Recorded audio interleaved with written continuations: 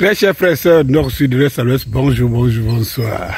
Je vous avais dit ici que la hache de guerre n'était pas enterrée et que les gars, face à la fougue, l'humiliation, voilà, qu'ils donnaient pour le Cameroun de tout entier, ils s'étaient un peu retirés, mais c'était sans compter sur la force du diable, la force des démons, la force des sorciers. Les sorciers n'abdiquent jamais.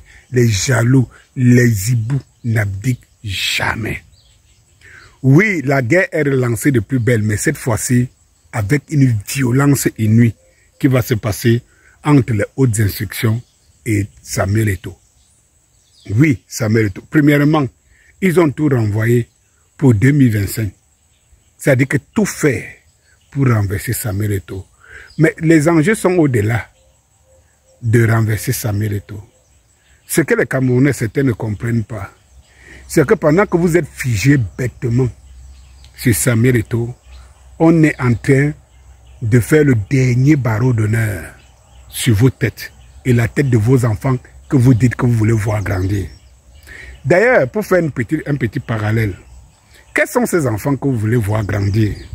Ils vont grandir où, dans quoi et comment? L'Occident même que vous voyez est en décadence. Peut-être que vous pensez que vous les mettez à l'abri, mais ils auront besoin de retourner en Afrique. Parce que les Occidentaux vont retourner en Afrique, venir se chercher, comme au point de départ. La conquête de Christophe Colomb et tout ça. Aujourd'hui, l'Europe est en décadence. Ce n'est pas l'Asie qui va vous ouvrir les portes à vos enfants. Non. Est-ce que vous faites de vos enfants que vous voulez faire grandir, vous voulez voir grandir, des futurs esclaves, serviteurs, ou vous voulez qu'ils soient des hommes en vrai? Je pense que les gens devaient changer de paradigme en disant je veux que mes enfants vivent bien. Parce que vous voyez, les mots ont un sens. Lorsque vous dites que vous voulez voir vos enfants grandir, cela veut tout simplement dire que vous fuyez tout combat. Mais la vie, c'est un combat. Vous fuyez tout combat de la vie. Et vous vous dites les enfants vont grandir. Ils vont affronter tous les combats. Ils vont affronter toutes les forces maléfiques que vous avez laissées derrière vous. Parce que vous n'avez mené aucun combat. Vous voulez voir vos enfants grandir. Oui, ils grandiront et vous régneront. Parce qu'ils auront, eux, en ce moment, l'instinct de survie. Il faudrait qu'ils survivent. Parce que vous n'avez pas préparé le terrain pour qu'ils vivent mieux. Mais vous vous êtes dit, dès qu'ils auraient des diplômes, ils auraient grandi et tout, c'est fini. Mais qu'est-ce que vous avez fait? Quel est le combat que vous avez fait? Vous avez renvoyé le combat d'aujourd'hui à demain. Oui, vous voulez voir vos enfants grandir. Mais où? Ils grandiront où? Ils viendront opérer avec leurs diplômes, avec toutes les compétences, sur le terrain de ceux qui sont des enfants, des descendants de ceux qui vous ont opprimé, qui ont fait de vous des esclaves, qui vous ont exclus de vos terres, de votre nation, de votre patrie. Vous voulez voir vos enfants grandir. Ils resteront des esclaves là où ils sont. Quand j'ai fini de le dire, moi je ne veux pas voir mes enfants grandir. Mais ceux qui grandiront, je veux qu'ils réussissent. Je veux qu'ils trouvent un terrain, un pays où leur père a pu faire quelque chose. Vous savez, les Umniobé et tout ça n'avaient pas ces disquettes. Ils ne voulaient pas voir les enfants grandir, mais ils voulaient laisser un Cameroun prospère, une nation prospère à leurs enfants. C'était le plus important. Un enfant qui grandit et qui grandit dans un environnement qui ne permet pas de s'épanouir, c'est un enfant que vous avez fait grandir pour rien. Et il ne vous sera pas reconnaissant. Parce que vous n'avez rien fait pour qu'il vive dans les meilleures conditions. Quand j'ai fini de le dire, je reviens au combat du moment, de l'instant. Oui, vous voyez la fédération, le ministère, le Minfoot, est revenu Minfoot, a convoqué les clubs d'élite, une convocation pour le 18, je crois c'est vendredi ou samedi, pour le 18 prochain, le 18 décembre. Dites-moi, mes chers frères et sœurs, que vous êtes contents ou pas, que vous aimez Samuel Eto'o ou pas. Mais si vous n'aimez pas Samuel Eto'o, cela ne vous empêche pas d'aimer vous-même. Dites-moi, comment fait-on dans un pays où un ministère de sport invite les présidents des clubs?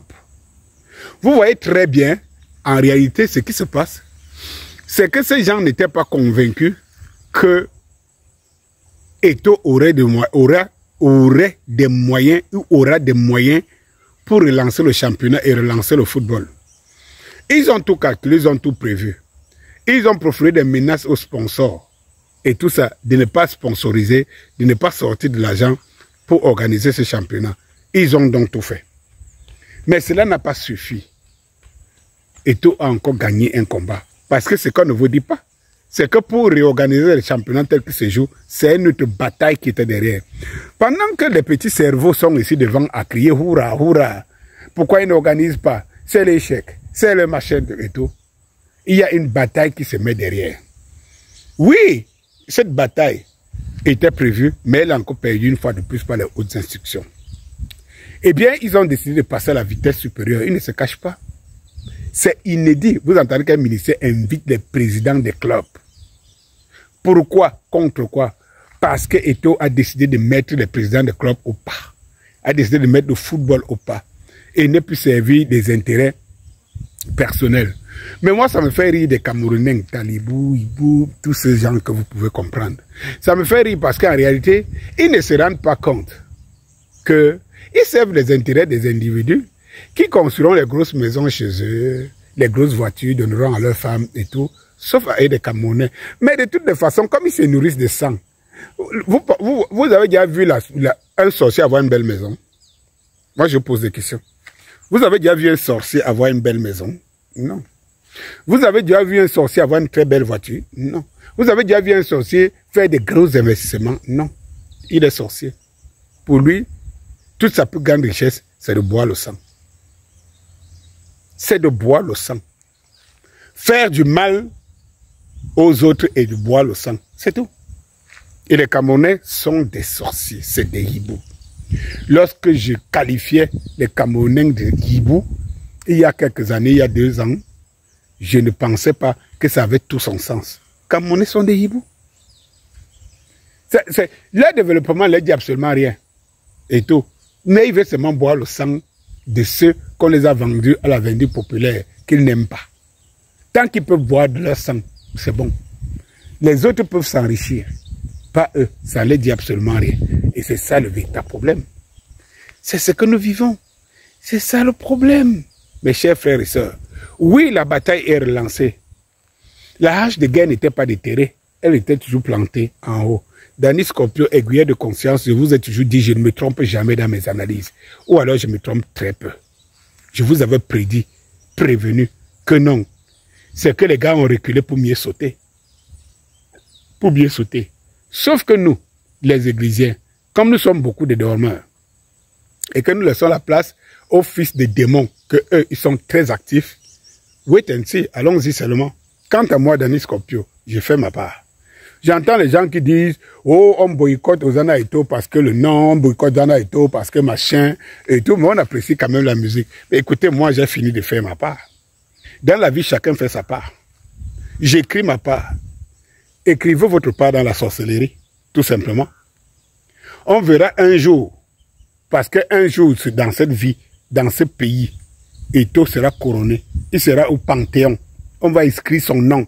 Lorsqu'une société vraie, normale, sera établie au Cameroun, Eto'o, son nom sera écrit au Panthéon et il aura une place au ciel du Cameroun. En ce moment-là, je brillerai. Est-ce que vous me comprenez? Je brillerai. Ce que je fais, c'est pour la postérité. Moi, je ne veux pas voir mes enfants grandir, mais je veux les voir réussir et s'épanouir. Oui. Et donc, si quelqu'un dit, j'écoute pas Hosanna Eto'o parce que, et machin, tu te masturbes pour rien, mon frère. Moi, j'ai fini de faire ma part. Si tu vois que ta part, c'est la sorcellerie, c'est l'aigreur, la jalousie, tant mieux. Allez, bonsoir.